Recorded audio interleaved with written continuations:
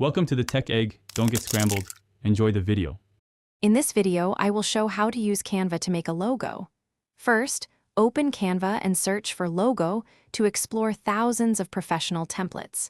Choose one that aligns with your brand's aesthetic and industry. Next, click on the template to open it in the editor. This is where the magic happens, allowing you to personalize every detail. Now, let's dive into customization. Click on any text box to edit your company name and add a catchy tagline. Then, select graphic elements to change their colors, ensuring they match your brand palette. You can easily drag and drop elements to reposition them, or use the corner handles to resize them for perfect placement. To make your logo truly unique, explore Canva's extensive collection of icons, shapes, and illustrations. Simply search for keywords related to your brand.